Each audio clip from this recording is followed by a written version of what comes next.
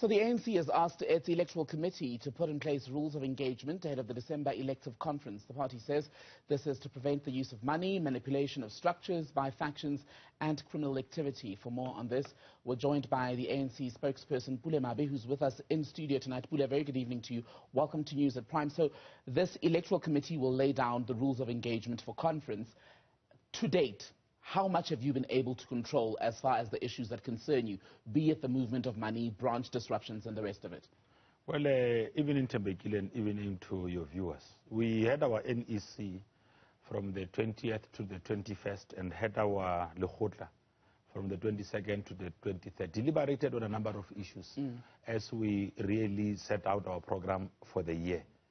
Now, part of what you are asking about has got to do with the pronouncement we made at that seminal occasion of the 110th anniversary, where our president, delivering a statement of the National Executive Committee, spoke about the need to establish the Renewal Commission. And when we deliberated on this as the National Executive Committee, we said part of what the Renewal Commission must deal with is creeping tendencies that tend to undermine public confidence in the African National Congress, making an observation of what happened at the local government elections. We then said, because we already have a committee led by former President Kgalema Motlanthe, which has been doing this work, including dealing with disputes around the councillor nomination processes. Perhaps we must empower such a committee, because it is not constituted by members of the National Executive Committee, to then proceed with the work of developing a framework that will govern and guide how cadres of the movement should be elected at the 55th National Conference, so that you prevent instances of corruption, the use of money, patronage, and all of that. Because if the ANC is able to display to society that it is ridding itself of these negative tendencies that work to debase it, even on leading the people of this country, like what we saw in municipalities, will be able to then make sure that credible men and women emerge to occupy positions of leadership. How soon are we going to get this list, these guidelines? Well, it will be, we're going to the policy conference. We're intending to go to the policy conference in June, July there. We have already communicated to our structures that those whose regional and provincial conferences are due, they should make sure that they sit before the policy conference. So the expectation is that before we get there, the NEC should have processed that. You see, we are quite serious. I mean, so you would have to do it, I mean, it's February next week, so you've got, what, a matter of weeks basically to get this going? Well, as soon as our National Working Committee is sitting on the 7th, we are now seized with the work of the State of the Nation's address, which is going to be delivered on the 10th of Feb. So all that work is continuing. Okay. As soon as officials meet with the Electoral Committee to then operationalize the decision of the National Executive Committee, then it will be work all the way. You mentioned the November local government election outcomes and why that's now basically given you a sense of the urgency of the ANC's need to win back public support and confidence in the organization. Do you accept as the ANC that how you run the process to the conference this year and the outcome thereof will very likely determine your performance at the 2024 local government elections? Well, it is not so much that. There are a number of things that we said in the statement that we have conveyed out to the public and the media. We have said that part of what we need to do is to make sure that we build full-time internal capacity to deal with elections. So it mustn't be an event, Tembekile. We don't have to organize ourselves to deal with elections only when we are weeks away. We have to make sure that elections become part of our everyday organizational life. But this conference and how you conduct yourselves as the ANC will very much influence many people's view of the ANC as an alternative or even an option for those who'd voted for you in the past. Do you accept that? Fair? Well, I wouldn't even want us to really measure internal process of the ANC to the confidence of the public out there. You see, because there are a number of things that the public are looking for. The ANC is a governing party. The public are not very much worried about how we elect a branch chairperson of the ANC. But they are worried about what happens at conference ultimately and how that then translates into years of bickering and fighting, which some people say takes away from the ANC's ability to actually govern. Don't you think that they are worried about jobs? They are, but they're worried about that too, because precisely as you're saying, they say in some situations people say that the leaders of the ANC are so concerned with internal issues that they're not keeping their eye on the ball on issues such as the creation of jobs, which you rightfully bring up. Well, Tembegile, let me concede on this one. Let me concede on this one because we also want to forge a compact with our people. Now, organizations, if Newzroom Afrika is perceived or understood to be running well as an institution, people will find it easier to associate with it. Same goes to the ANC. The ANC ought to make sure that it is prudent in its own dealings, transparent, open, and how it elects its own leaders. There's credibility. The people it puts forward to be able to provide leadership are those that could be trusted by those communities. Look at what we did. When we went into local government elections, we gave communities an opportunity to decide on who should lead them. Even if Tembekile was popular in Wat 96, Johannesburg, you still had to subject him to a community process. It could be that at a community meeting, the community comes or emerges with a different name, which is not Tembekile. You know, the ANC will then affirm that choice. The reason why we won so many wards, in part, was because we allowed communities to select who should represent them. You are correct. If we now change how we do our things and prove to society that the management of our own organization, our branches, our regions, our provinces, and how we conduct our affairs at a national level shows that we are quite serious in terms of executing governance, then the people will entrust us with that confidence. Okay, they will allow us to lead.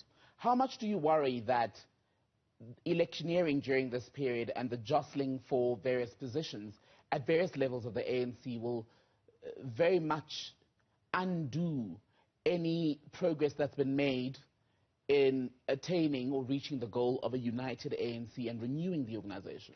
Well, that's why it is important to put up a framework. Because what a framework begins to do is that it then guides our structures on what they should look for when they select those that should become their leaders, whether it's at the branch level, it's at the regional level, or it's at a provincial level. You see, the restoration of the credibility and standing of the ANC has been an issue that has been discussed since the 50th National Conference of the ANC. And actions have been taken. Going into this 55th National Conference, one of the decisions that we've been able to operationalize was stepping aside. We never had this. We realized that... But even that wasn't a smooth process. It was not a smooth process, but the fact that it has been now been operationalized shows seriousness on the part of the ANC. You know, Tembekile, it was for the first time at these local government elections that councillors had to make a pledge to serve and serve better. Why did we do that? Do you concede, Bule, that the run-up to the conference has the potential to torpedo the goal of uniting the ANC precisely because there will be a lot of movement along a factional line? Well, that could only happen if we in the National Executive Committee do not provide leadership. But is the National Executive Committee itself fully united? We are fully united. We have not outsourced our role to lead. Okay. Of course, leadership is a dynamic role. You see, you'll always raise differing views and all of that. Now, the difference in opinions or views does not suggest divisions. It is just a display or demonstration of our own dynamism. We're quite a dynamic leadership collective. I can tell you now that we are all focused on the unity of the organization. We've made our observation. We've seen what a divided ANC will produce. A divided ANC produces chaos because the people of South Africa, yourselves in the media, and everyone else, enterprises, can be assured that it is only the ANC which fought for the liberation of our people in this country that will be able to cement and consolidate these democratic gains. We said now, when we went to the 110th anniversary, our theme is around advancing our own democratic gains. So you and I have got, 3 minutes left, so I just want to go through a few other issues. News 24 also reporting on the outcomes from your recent meeting. The headline, the National Executive Committee of the ANC says the party is on a downward spiral. It's a concession you've made. Let me give you an idea of some of the reactions under that article. One person says it took them long enough. Someone says it's killed by factionalism. Someone then says, wow, what a surprise, no one foresaw that. And then another person says, apparently, there's some people who don't know there's sliced bread in the world. So basically, people rolling their eyes and going, well, duh, we could have told you this before this concession. That is quite a damning position to be in for an organization once mighty as the ANC has been in this country. Well, the fact that the ANC is able to self-introspect, self-reflect, and honestly pronounce itself in the manner it has done, that must actually be saying to the people of this country that we are still that party that could be trusted.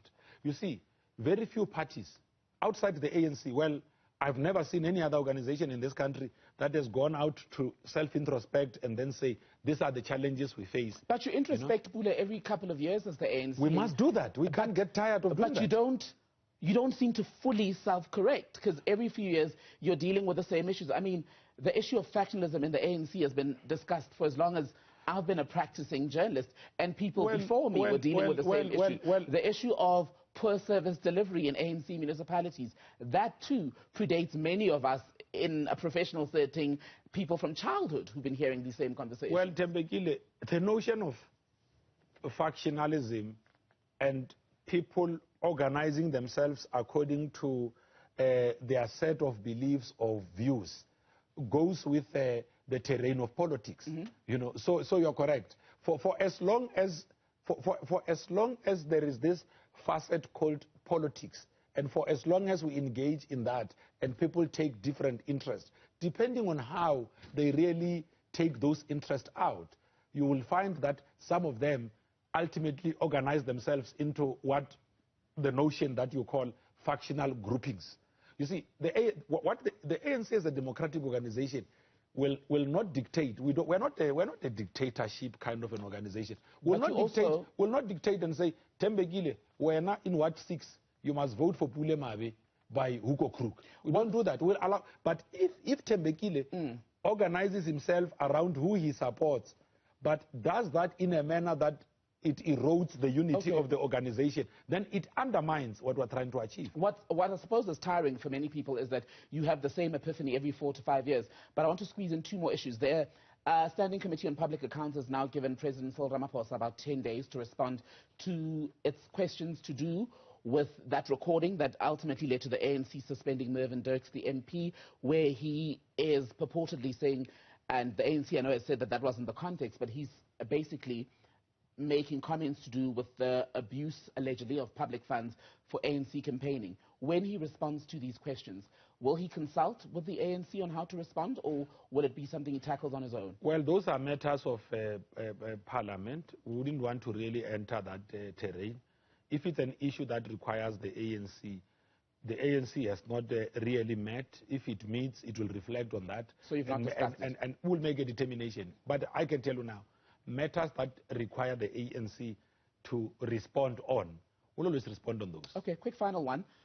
Your head of elections, Fikile Mbalula, was very critical of the now fired SABC head of news, Patricia Magobeni, accusing her of decampaigning the party after November because of service delivery coverage where the ANC ran or does run municipalities. She's now been fired.